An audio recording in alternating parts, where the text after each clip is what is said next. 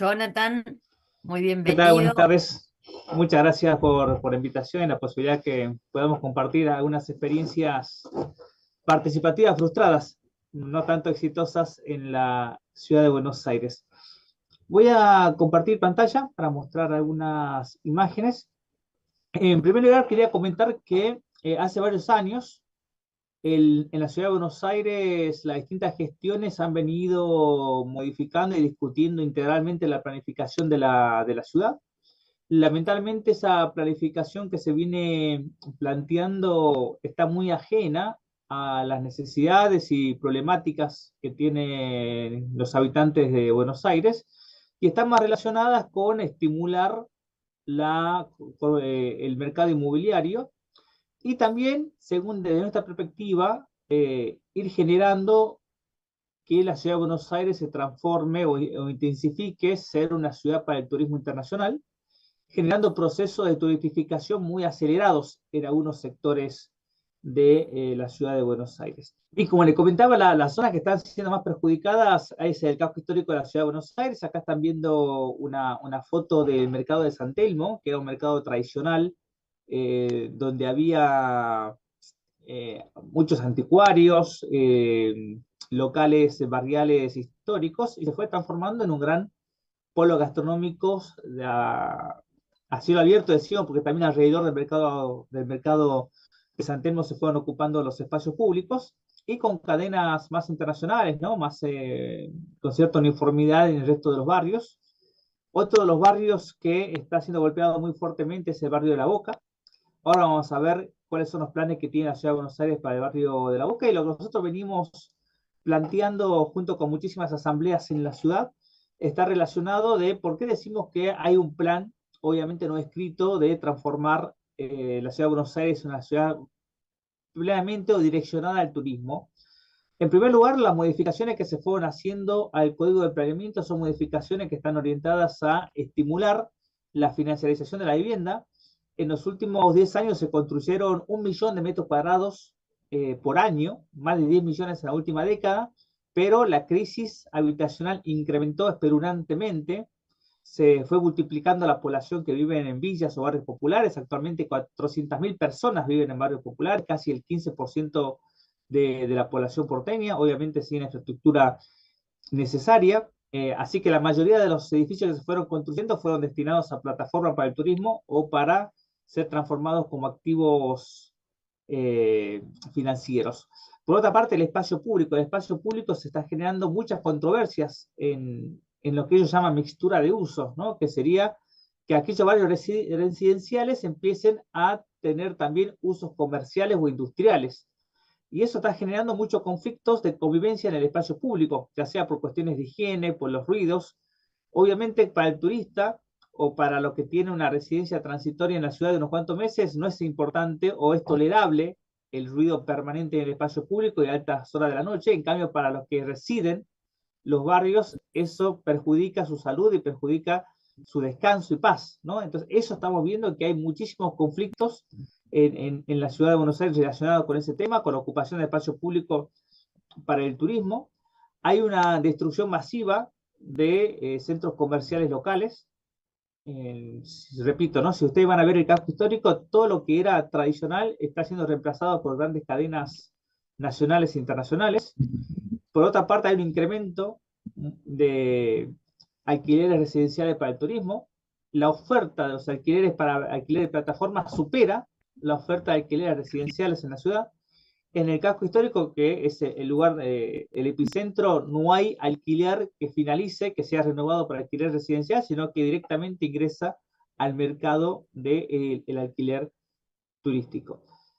Esa problemática de esa planificación de la ciudad, que también tiene que ver cómo se planifican los equipamientos urbanos, los espacios verdes, ¿no? Los espacios verdes ya no son planificados para un uso social o cultural, sino que son planificados para más espacio verde de contemplación. Por eso las distintas gestiones empezaron a cerrar, enrejar los espacios verdes, ¿no? Que tienen como determinadas horas de uso, empezaron a transformarlos más en espacios paisajísticos y no de uso social. Sucede lo mismo con el equipamiento urbano. Hay una carencia de infraestructura porque obviamente la población destinada a lo transitorio, al turismo, no tiene necesidad del equipamiento de salud o educación. Y por otra parte, ha habido, con una modificación del Código de Edificación, una expulsión de los hogares familiares, ¿no? La Ciudad de Buenos Aires está desarrollándose y construyendo para que existan monoambientes de tamaños reducidos. Se modificó los tamaños de los monoambientes de 32 a 18 metros cuadrados. En ese contexto, uno de los grandes conflictos y que ha tenido mayor movilización y exigencia de participación ha sido las políticas y los planes orientados a la costanera norte y sur de la ciudad de Buenos Aires. Aquí vemos que estas han sido las 4 discusiones que hubo en los últimos 8 años en la ciudad de Buenos Aires. La más conocida fue el tema, no sé si habrán conocido, la discusión de el predio de Costa Salguero, que el gobierno quería vender tierra pública en la costanera para destinarlos a emprendimientos inmobiliarios. Esa discusión generó una audiencia pública de 7.000 personas inscritas, 2.000 personas hablando en más de un mes de audiencia pública. Aún así el gobierno decidió avanzar, ¿no? Y ahí entra la cuestión de la vincularidad, de cuando hay una unanimidad de miles de personas participando en audiencias públicas, ¿qué sucede con la decisión del gobierno? Logramos frenar ese proyecto en la justicia y finalmente este año, luego de la presión social, el nuevo jefe de gobierno anunció que va a dar marcha atrás con ese emprendimiento inmobiliario. Y el otro gran emprendimiento inmobiliario es Costa Urbana, que se quiere hacer un nuevo Puerto Madero, que está ubicado en esta zona. El nuevo Puerto Madero es esto, son decenas de torres de 145 metros de altura, al lado de la Reserva Ecológica Costanera Sur, que es una de las 3 reservas que tiene la ciudad de Buenos Aires.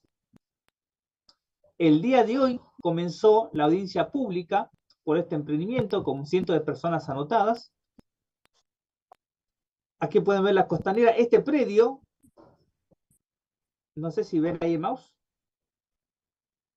Este predio que estoy señalando acá, que es el predio de Costa Urbana, es un humedal, así que este emprendimiento va a venir a destruir uno de los pocos humedales que hay en la ciudad de Buenos Aires, y de acuerdo a lo que se viene interpretando históricamente, era parte del contorno ribereño, y la Constitución de la ciudad de Buenos Aires establecía que el contorno ribereño tenía que ser de uso común para la ciudadanía, y no, obviamente, para emprendimientos o mega emprendimientos privados.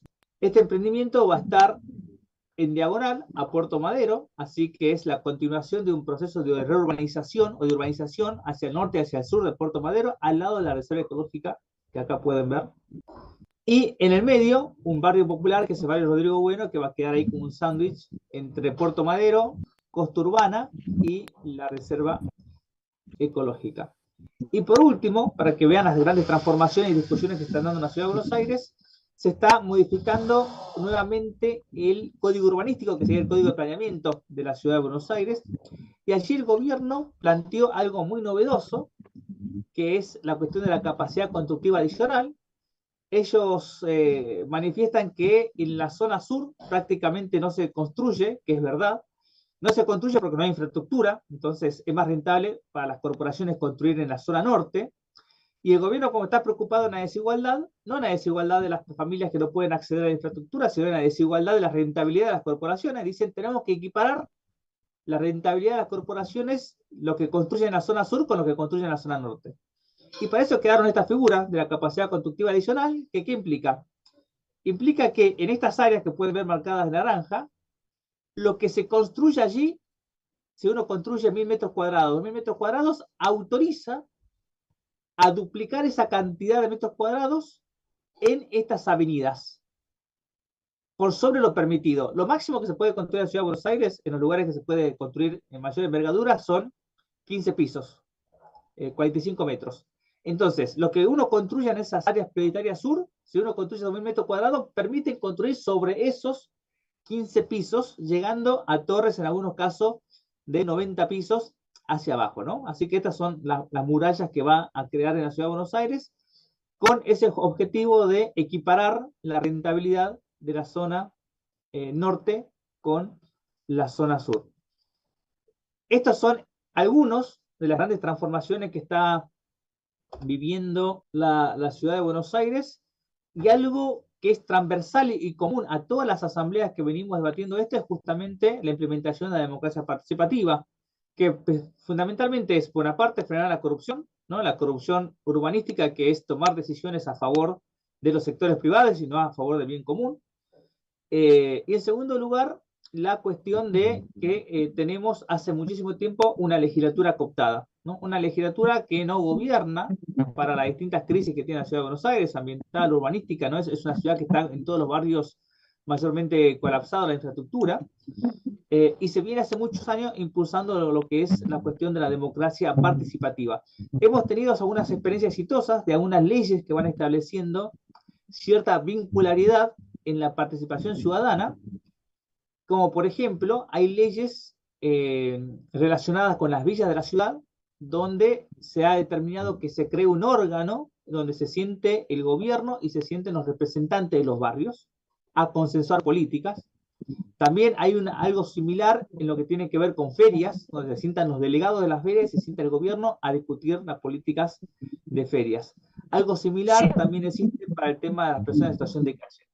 Y aquí una aclaración importante, ¿no? Para nosotros el tema de democracia participativa no es solamente participar o ser consultados, sino es tomar decisiones, que la ciudadanía pueda tomar decisiones o formar parte de esas decisiones.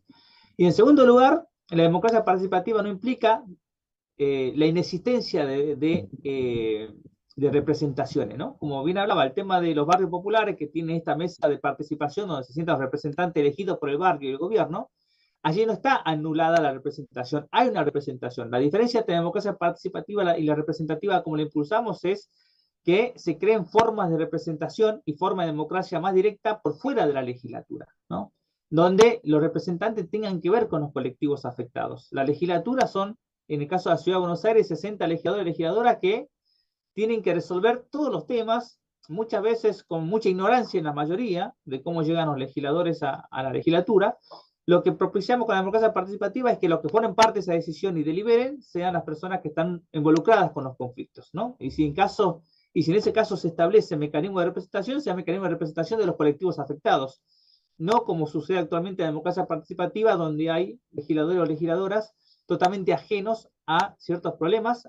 La gran mayoría, y me imagino que es una experiencia compartida, la gran mayoría de los que integran los parlamentos en Argentina no vienen de luchas concretas, ¿no? Vienen más de una cuestión corporativa política, por lo cuales no tienen representación o no tienen una historia, antecedentes de haber defendido una causa.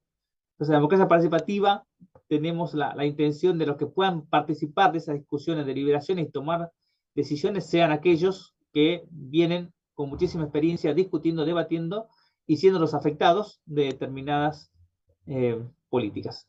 Así que bueno, nada más. Muchas gracias.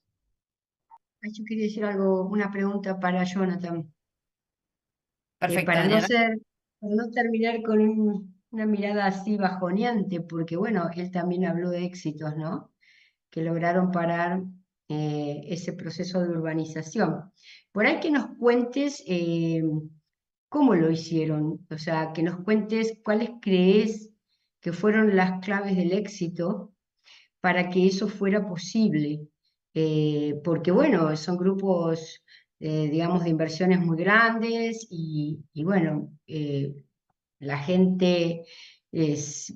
¿Cómo lograron esa cohesión, ese sostener para poder hacerle frente a esas decisiones de inversión? Esa sería mi pregunta. Sí, como todos son procesos acumulativos, en la ciudad de Buenos Aires, a partir del 2001, hubo como un intersticio donde las asambleas se desorganizaron al superarse un tanto la crisis, ¿no? 2003 a 2008, pero se empezaron a rearmar por conflictos urbanos.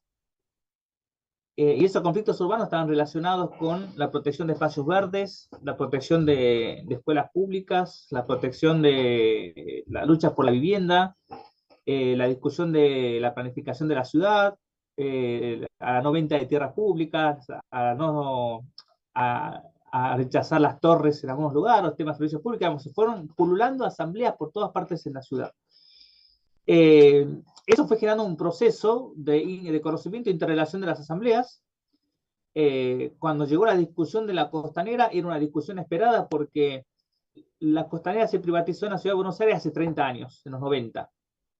Y en los 96, la constitución de la ciudad dijo, listo, vamos a terminar con las privatizaciones, la ciudad tiene que volver a ser una ciudad ribereña, no una ciudad de espaldas al río, y toda la costanera va a ser pública. Entonces estamos esperando que venzan las concesiones para ver si el gobierno cumplía y en todo caso qué lucha dábamos. El gobierno no cumplió, al contrario, ni siquiera dijo de concesionarla, sino prácticamente hacer una privatización definitiva, como es la venta de un predio. Entonces eso generó todo un gran movimiento donde se unió la parte ambiental y la parte social. Se hicieron muchísimas charlas de concientización, se hicieron bicicleteadas de cientos de personas a la costanera. Hubo una gran cohesión y sinergia de muchos partidos políticos, de todas las asambleas, digamos, porque en ese conflicto fue como la concentración no solamente de no queremos un complejo inmobiliario en la costanera, sino fue la crítica a todo el modelo de planificación que tenía el gobierno, ¿no? Fue como la síntesis de donde tendría que haber biocorredores y humedales, quieren construir torres. Entonces, torres no y espacios verdes sí, fue la síntesis de todas esas luchas que veníamos sosteniendo de 2007 a 2008. Y eso generó, afortunadamente, la audiencia pública más numerosa y más larga de la historia de la ciudad de Buenos Aires, que por suerte, pero terminó con un gran éxito, que fue frenar eso, ¿no? Por otra parte, hay muchas asambleas que han logrado frenar torres en otros lugares, han logrado proteger espacios verdes, parques, han logrado que se expropien terrenos para espacios verdes en la ciudad también. Así que hay por aparte muchos éxitos, son microéxitos, pero obviamente el sector inmobiliario financiero es muy fuerte, es la ciudad de Buenos Aires, de donde están los suelos más ricos del país, y que logra torcer y planificar la ciudad a su manera, siempre que se dan estas discusiones de planificación, uno dice, bueno, no logramos frenar la modificación de planificación, pero no logran sacar todo lo que quieren, ¿no?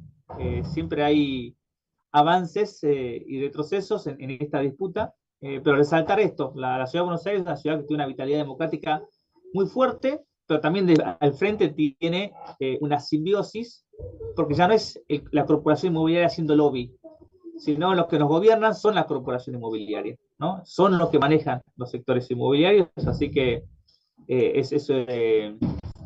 a esa democracia participativa muy fuerte se le enfrenta la mayor concentración autoritaria del poder inmobiliario. Muchas gracias, Jonathan.